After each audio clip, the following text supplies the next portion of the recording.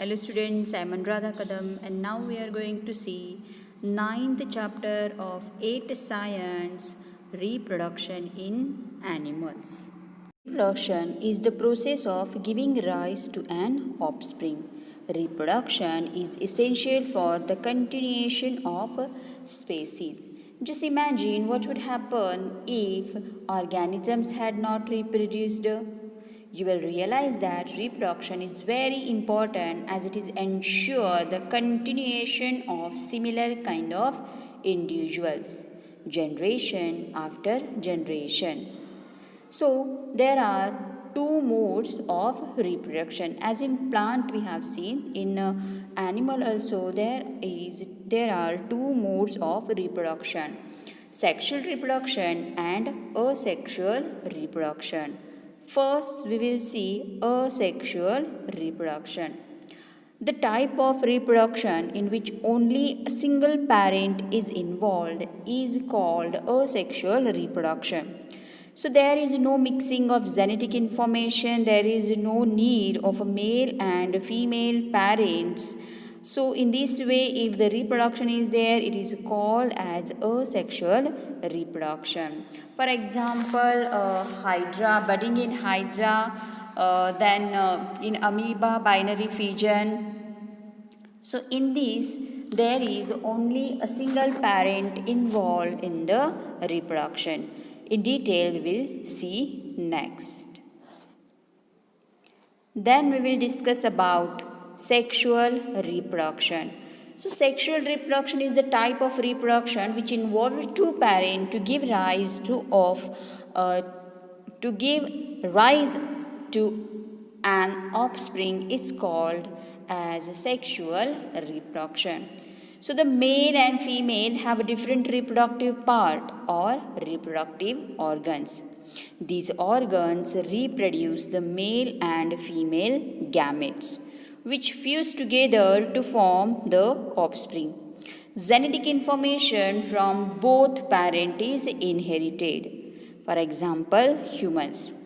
As we have seen, as you are aware, in the nucleus there is a nucleolus and the thread-like structure which is known as the chromosome. So these chromosomes from the the father and from the mother. Okay, from this chromosome the newborn baby or the child will get the inherited characters. So we are saying that my hair is like my father or my eyes are like my mother. So this genetic information actually carried out from the both parents. If you consider the example, for example, the humans. Now we will see asexual reproduction in detail. First we will discuss about the fission, binary fission. So it is the type of asexual reproduction in which the single-celled organism divided into two.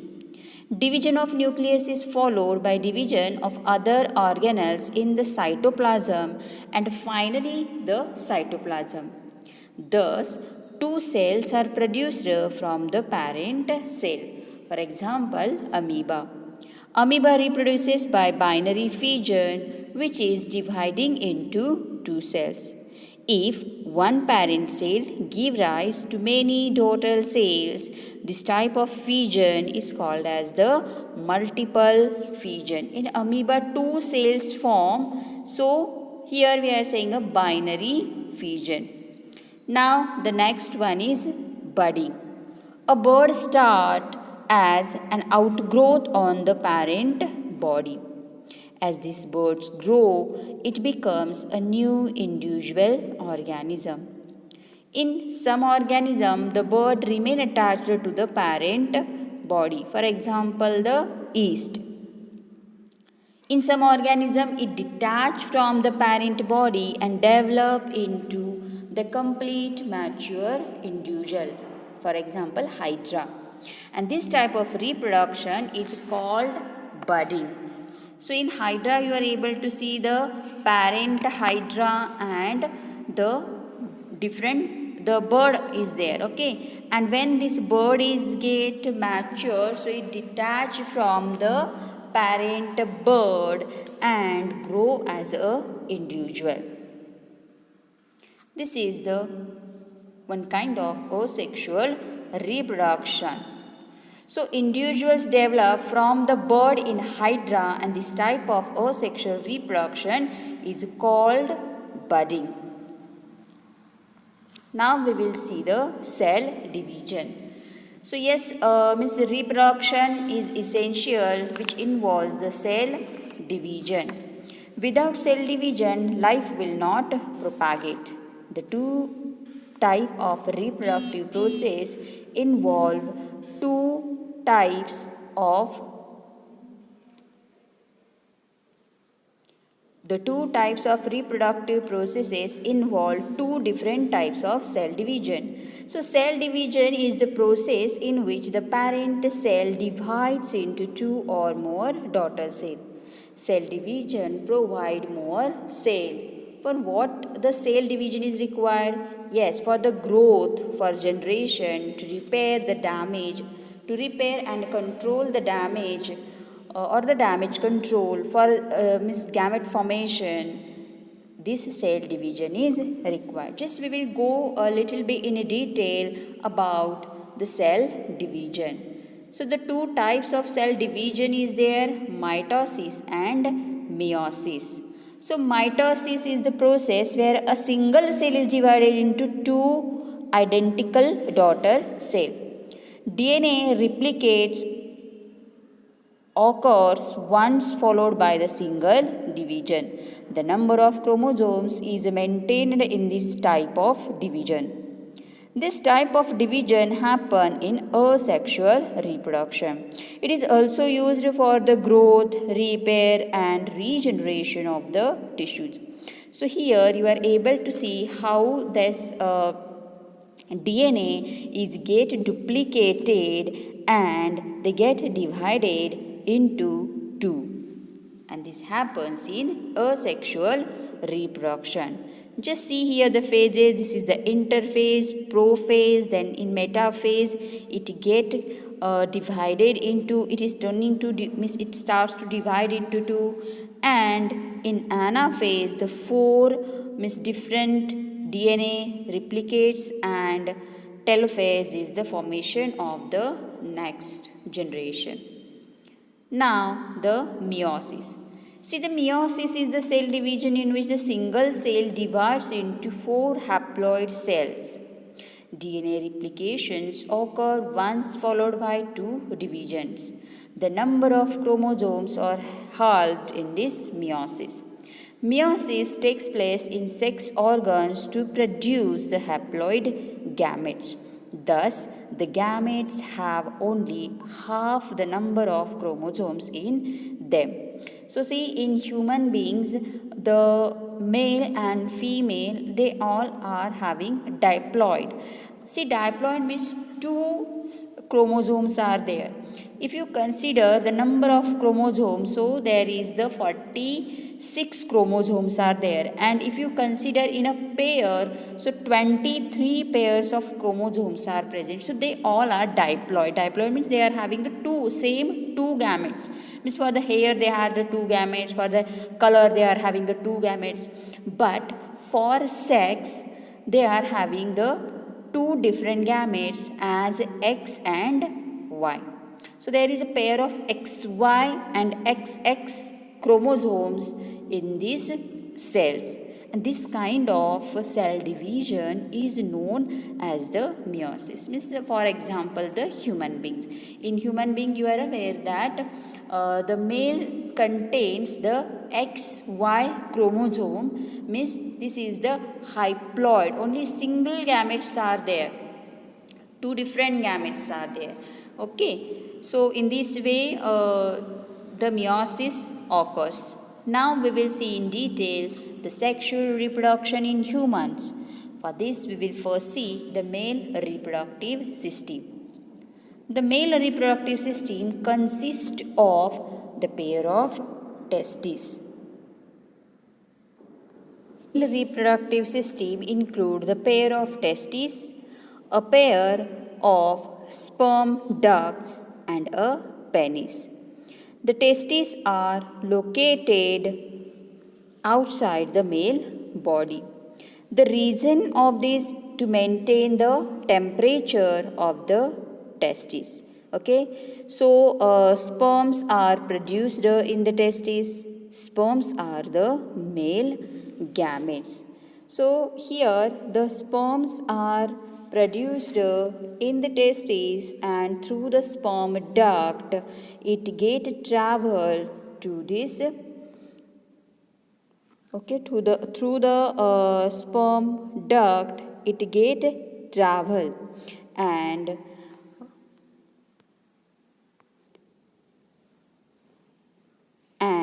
actually through the penis it is released in the female reproductive organ. Now we will discuss about the sex hormones. So see, the testosterone is the primary male sex hormone and is produced by the testes. Testosterone is responsible for the development of sex organs, production of sperms, and also the development of secondary sexual characters.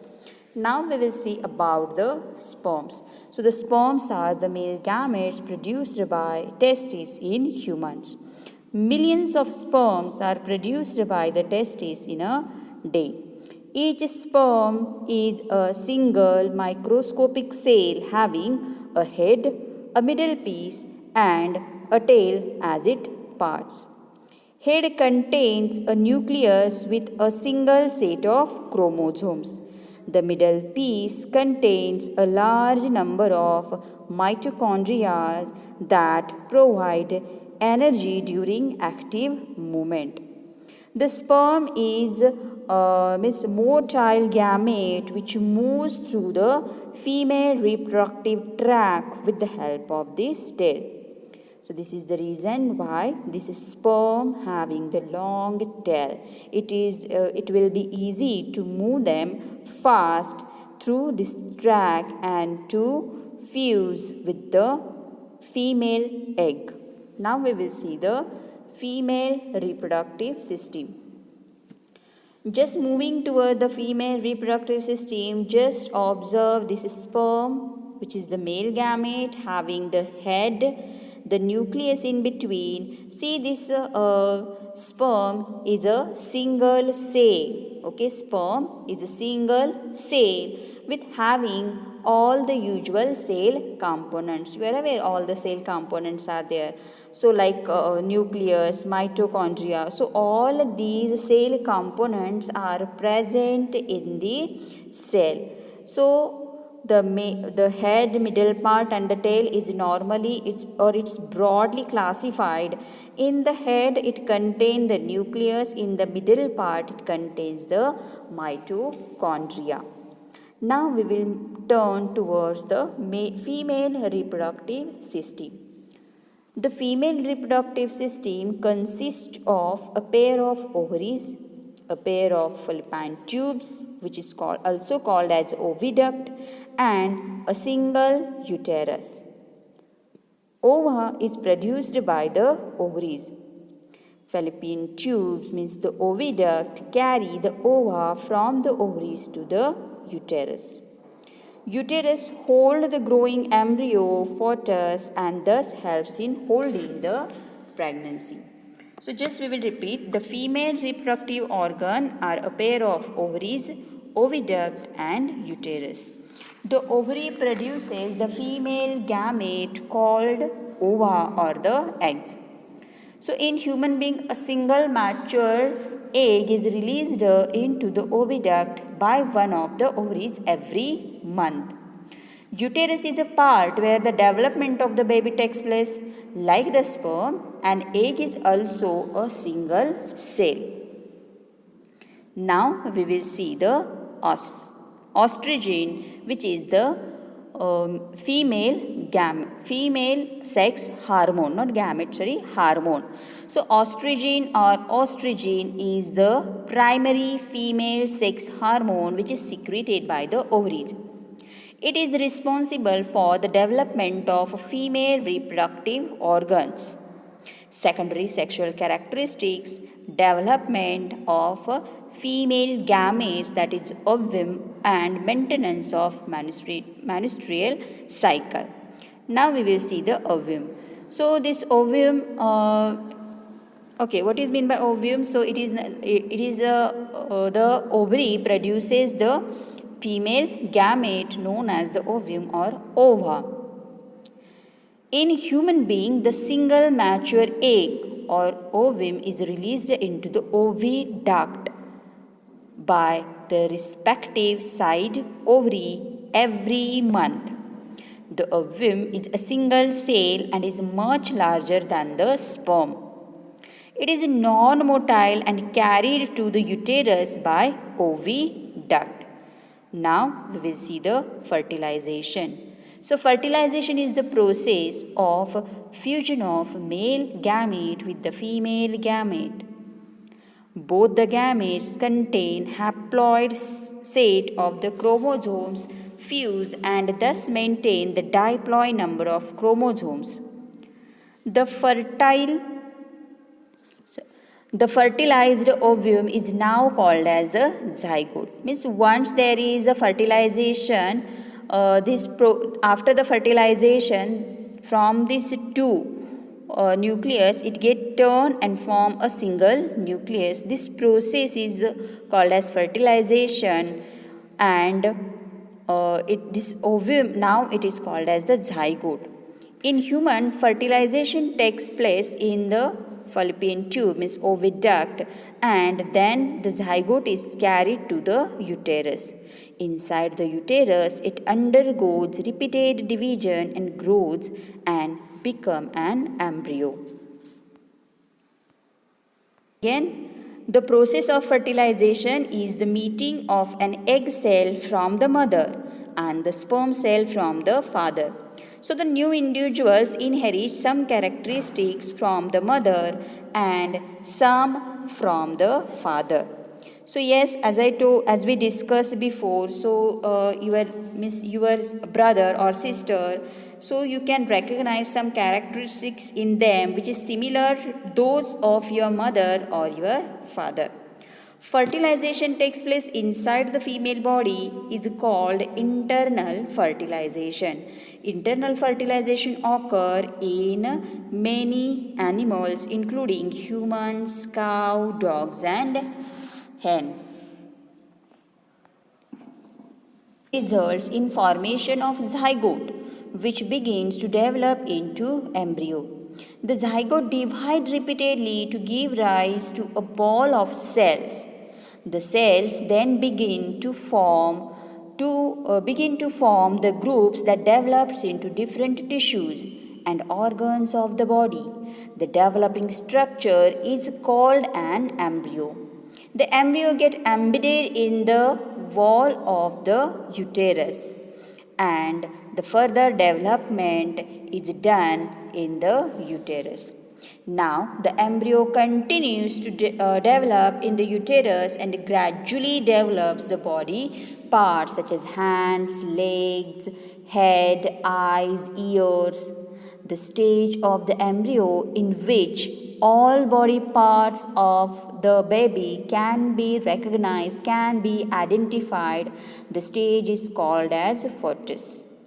When the development of the fetus is completed, the mother gives birth to the baby. Can be of two types, internal fertilization and external fertilization.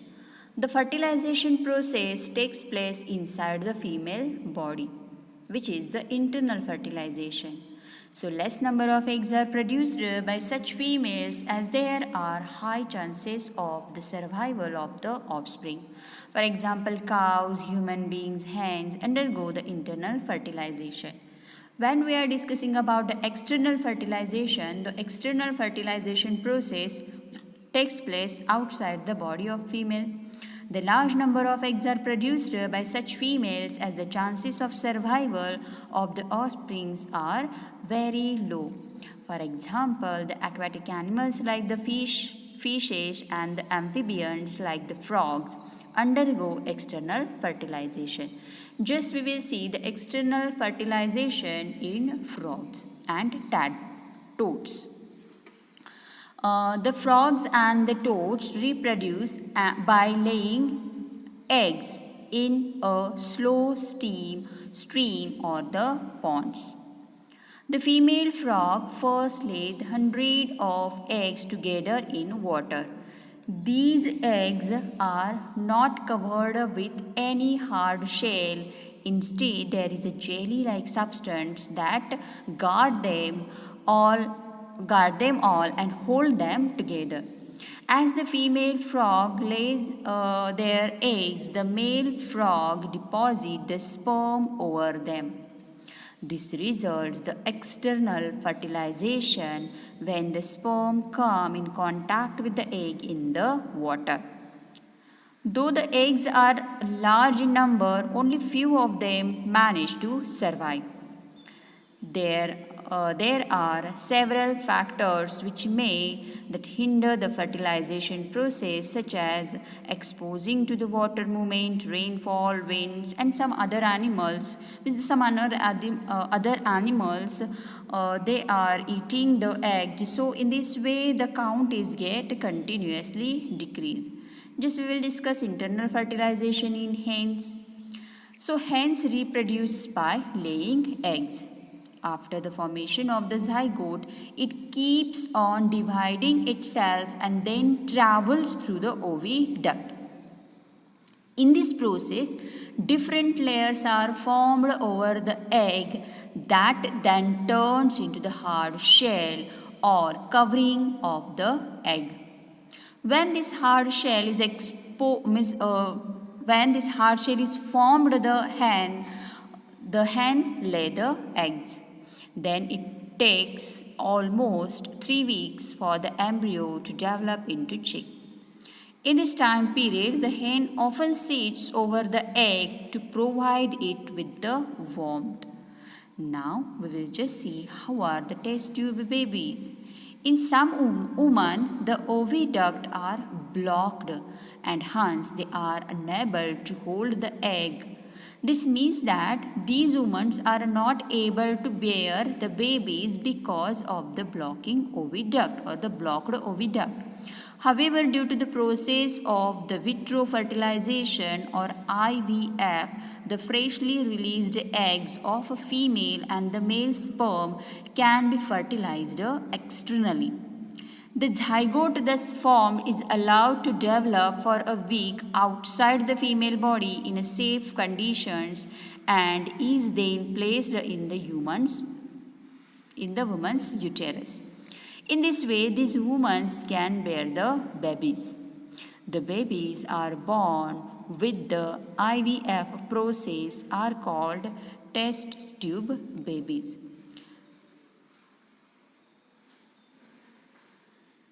How the organism give birth to their offspring, they are classified into 2 categories, viviparous and oviparous.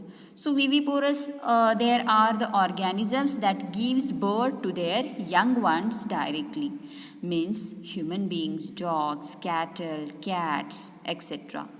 And oviparous are those organisms that reproduce by laying eggs. For example, fish, fishes, reptiles and amphibians. Now we will just see how there is turning into adult from the young ones. See, as the individuals are born, they continue to grow until they turn into adults. The young ones may or may not look like the same when they become adults. For instance, in the case of frogs or the silkworms, the adult and the young ones are completely different. Just see this diagram. Here you are able to see that eggs, it turns to the tadpoles with the leg. Then the fraglets means some body parts is get ready. And when it turns to the adult, it is very different from all these stages. This is nothing but the life cycle of a frog. This process in which the young ones undergo the drastic change as they develop into an adult is called metamorphosis. Human beings do not undergo metamorphosis. This is because their body parts remains the same from the childhood to the adulthood. See the metamorphosis in silk moth. The silk moth, as you are aware, the process of the formation of the silk. So from the eggs, they develops the larva. From the larva, they just the cocoons. In the cocoons, what happened? The caterpillars changes into the pupa inside the cocoon, and then it turns to the adult moth. This is the metamorphosis in the silk moth.